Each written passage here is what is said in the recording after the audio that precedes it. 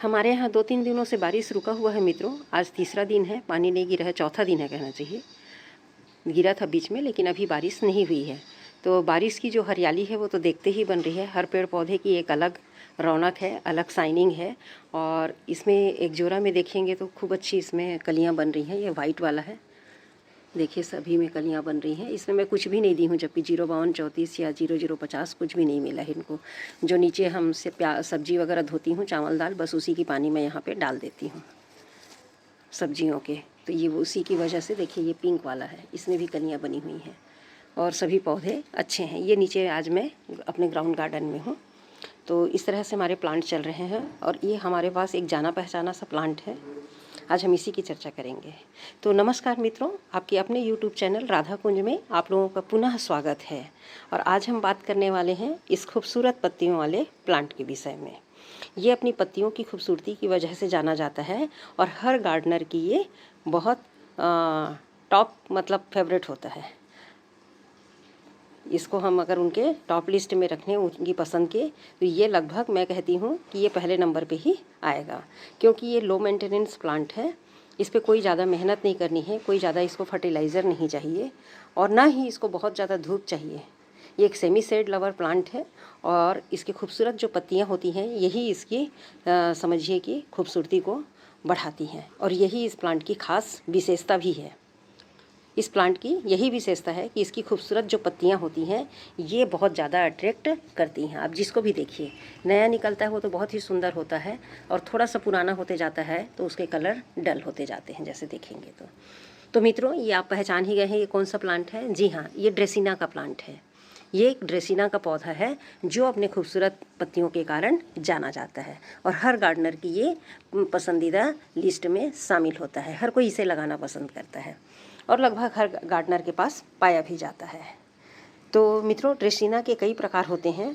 ड्रेसिना के हम प्रकार के बारे में बात करें, जैसे इसको आप देख रहे हैं, इसको जहाँ तक मैं जानती हूँ इसको ड्रेसिना महात्मा बोला जाता है।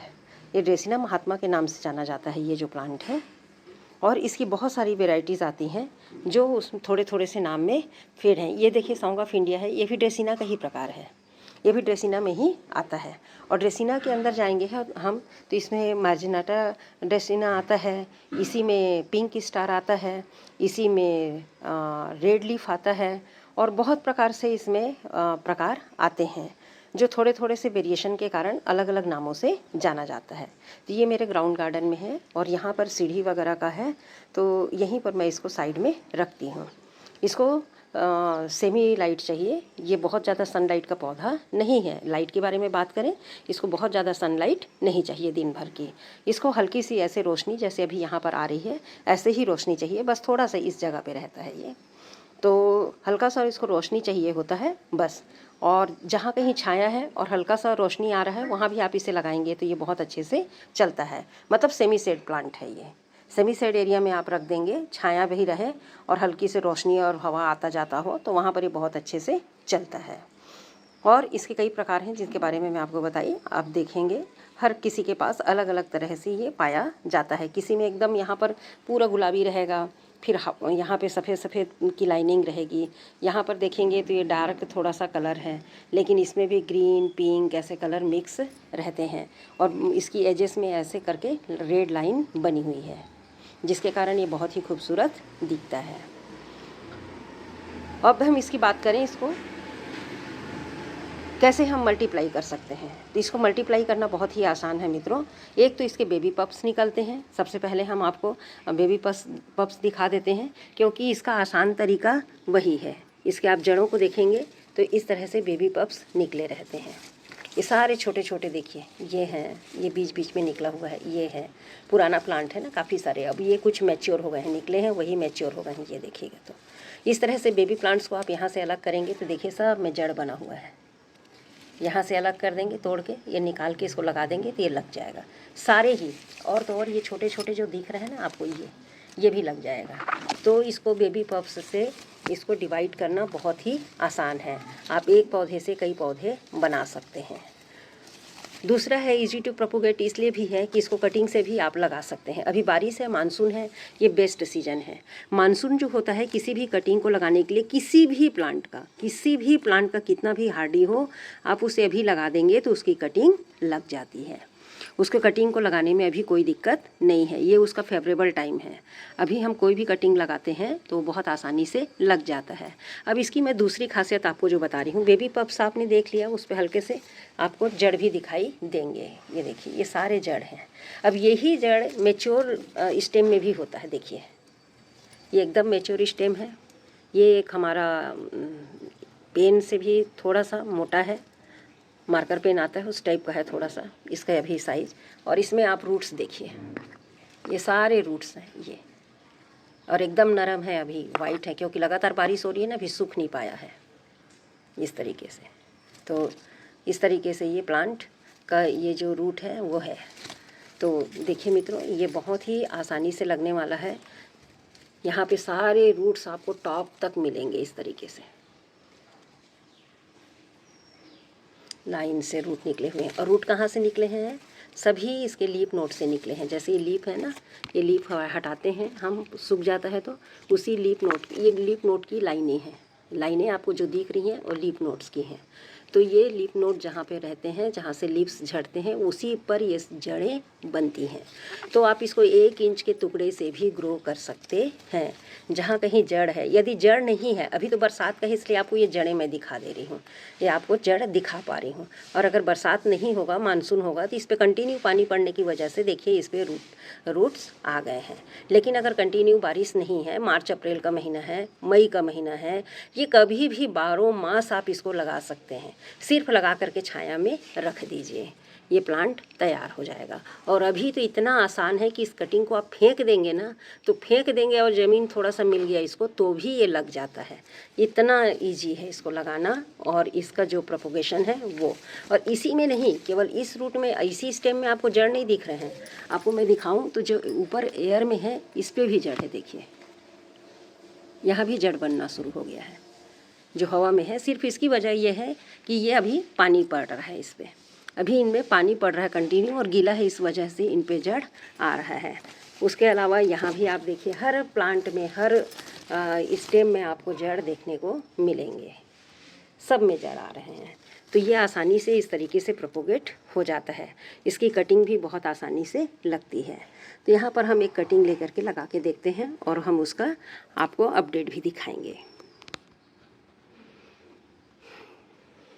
हम इसकी प्रोपोगेशन करेंगे। एक ये स्टेम है, देखिए ये कुछ बेतरतीब सा जा रहा है, तो ये बहुत ही आसानी से कटिंग से भी लग जाता है मित्रों। आज हम इसकी कटिंग लगाएंगे। आज हम जो प्रोपोगेट करेंगे वो कटिंग से करेंगे।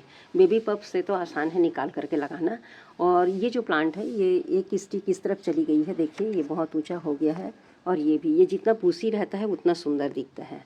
तो हम इसको बूसी बनाने के लिए इसको भी मुझे कट करना है, लेकिन इसे अभी नहीं करूँगी मैं, इस स्टिक को अभी नहीं करूँगी इसको। ये थोड़ा सा बेतरतीब हो गया है, और देखिए निकल करके इस तरह से टेढ़ा सा भग रहा है। तो चलिए हम इसी को कटिंग करेंगे आज। और मैं इसकी कटिंग नीचे से ले लेती हूँ, क्योंकि मुझे इसे साफ भी करना है, वैसे भी करना है। नीचे तक रूट्स आए हैं तो वहाँ से ले लेते हैं हम। तो यहाँ से मैं इसको कट कर लेती हूँ। और कट करने के बाद क्या करना है, इसके छोटे छोटे हमको कटिंग्स निकाल लेने हैं।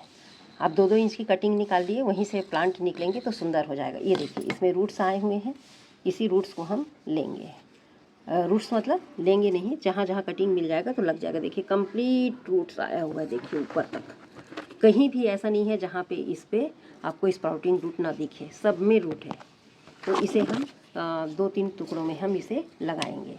तो मैं इसे कट कर ले रही हूँ, एक ये कर लेती हूँ, और ये एक, और बस इसके लीफ नोट्स को जैसे यहाँ से कटा है ना, तो इसी तरह से रखना है, मतलब अब की तरफ। इसे लीफ नोट्स पहचान नहीं आते, आप काटते समय ऐसे रख लीजिए कि जहाँ से नीचे से काटें। ये नीचे था तो ये ज़मीन में जाएगा, ये भी ज़मीन में जाएगा। और मैं इसमें कोई रूटिंग हार्मोन नहीं लगाऊंगी, रूटिन हार्मोन की ज़रूरत नहीं है। रूटिन हार्मोन की ज़रूरत नहीं है कि ये बहुत ही हार्डी प्लांट है और बहुत आसानी से लग जाता है। और इस समय सारे में जड़ निकले हुए हैं, और इधर से हम कुछ लिप को कम कर ले रहे हैं, इसको लिप्स के साथ लगाएंगे। तो इस तरह से मैं इसकी कटिंग कर ली हूँ, और इसमें छोटे छोटे 3-4 पत्ते रहने दी हूँ बस। और उसी तरह से ये 2 कटिंग है और इसी पोजीशन में ये लगना है, इसको चेंज नहीं करना है। जो नीचे है उसको नीचे की तरफ ही रखेंगे ताकि इसकी पत्तियों का जो जब भी निकलेगा इसमें जो कटिंग पार्ट से भी, तो इस तरह से ग्रो होगा। इसकी पत्तियां ऊपर की तरफ निकलेंगी, लग तो कहीं से भी जाएंगी, लेकिन हम इसको थोड़ा सिस्टमेटिक लगा लेते हैं। और मैं आपको बताइए कि ये टेसिना महात्मा के नाम से जाना जाता है। अगर मैं गलत हूँ तो प्लीज़ आप मुझे कमेंट करके बता सकते हैं। तो चलिए हम इसे ग्रो कर लेते हैं। अब इसकी सॉइल की बात करते हैं। सॉइल की बात करते हैं तो सॉइल इसका कैसा होना चाहिए? सॉइल तो वेल ड्रेन ही होना चाहिए। हर प्लांट का सॉइल जो भी बनाते हैं हम लोग, मिट्टी, वो पूरी तरह से वेल ड्रेन होनी चाहिए, उसमें पानी रुकना नहीं चाहिए। तो वेल ड्रेन मिट्टी चाहिए। और जैसा कि मैं सभी प्लांट में बोलती हूँ, लगाती रहती हूँ, अपने एडेनियम के उसमें भी इसी तरह के यूज़ करती हूँ। मेरे 50% ही, जैसे इस तरह के जो प्लांट लगते हैं ना नीचे ग्राउंड लेवल में जितने हैं या ऊपर में भी, तो इस तरह के कुछ प्लांट्स लगाती हूँ। इसमें मैं 50% अपना गार्डन सॉइल लेती हूँ और बाकी 50% में राइस हस्क और हमारा रिवर सैंड और हमारे सारे कंपोस्ट रहते हैं। तो इस तरह से सारी मिट्टियाँ बनती हैं और उसी मिट्टी में इसको मैं लगाती हूँ। साथ ही वेल ड्रेन होना चाहिए, उसमें से पानी रुकना नहीं चाहिए। दूसरी चीज़ है इसकी वाटरिंग की बात अगर हम करें तो इसको प्रतिदिन पानी गर्मी में चाहिए होता है। गर्मी में, समर सीजन में आपको प्रतिदिन इसको पानी देना है, डेली ही वाटरिंग करना है और इसकी मिट्टी में नमी बनाए रखनी है, वरना इसके पत्ती झुलस जाते हैं, सूख जाते हैं। गर्म हवा, भले ही आप छाया में रखें, सेमी शेड में रखें, लेकिन ये पत्तियाँ झुलस जाती हैं। गर्मी इतनी ज़्यादा होती है कि पत्तियाँ जली सी हो जाती हैं गर्म हवा से। तो आपको प्रतिदिन पानी देना है। बरसात में अभी मैं नहीं दे रही हूँ क्योंकि ये हवा से भी ले लेते हैं। कभी कभार बहुत ज़्यादा सूखा सा लगता है तो पानी दे देती हूँ थोड़ा सा, वरना पानी गिर ही रहा है और इनको पानी मिल भी जाता है। लेकिन बहुत ज़्यादा बारिश में इसको नहीं रखना है, इसकी पत्तियाँ बारिश की पानी से भी जलती हैं। और इस ठंड में इसको 2 दिन 3 दिन में पानी दीजिए आप। ठंड में जब आपको मिट्टी सूखा सा नज़र आए तो उसमें पानी दे दीजिए। हफ्ते में 2 बार 3 बार पानी दे दीजिए, उससे ज़्यादा पानी इसको नहीं चाहिए होता है। लेकिन गर्मी में ज़रूर प्रतिदिन पानी चाहिए। तो मित्रों, इसके बहुत सारे प्रकार आते हैं, उसमें से हमारे पास भी 3-4 प्रकार हैं। तो आज हम सिर्फ इसी की प्रोपोगेशन देखेंगे। प्रोपोगेशन बहुत ईजी है। मैं ये कटिंग कर ली हूँ, देखिए, बस इनको मुझे मिट्टी में लगाना है। जैसे ये जाएगा उसी तरह इसको नीचे, इसके भी नीचे। मैं इसमें कोई भी प्रकार से इसमें रूटिंग हार्मोन या यहाँ पर एलोवेरा जेल का इस्तेमाल नहीं कर रही हूँ। प्लस मैं इसको पारिजात वाला जो मेरा लगा हुआ है, इसी गमले में जगह है तो यहीं पर लगाऊंगी और जब इसमें रूट्स आ जाएंगे तो मैं इसको शिफ्ट कर दूँगी। तो मैं यहाँ पर होल बना ली हूँ लकड़ी की मदद से। लकड़ी की मदद से होल बना ली हूँ और बस इसको इसी तरह से इसमें प्रेस कर दूँगी। ऑलरेडी इसमें जड़ निकल ही रहे हैं तो ये बहुत आसानी से लग जाएगा। कम से कम 2 इंच, इसके 1 इंच 2 इंच दबा दीजिए। ये बहुत ही रेतीला सा मिट्टी है मेरा और हम इसको भी यहाँ पे लगा देते हैं। ये देखिए, ये कटिंग यहाँ लग गया और दूसरा लग जाएगा यहाँ पे। इस तरह से मैं, देखिए, इसी में इसको लगा दी हूँ। ये तीनों बहुत अच्छे से लग गए हैं। अब हम इसे यूं ही छोड़ देंगे और जैसे इसको सीधा कर देते हैं।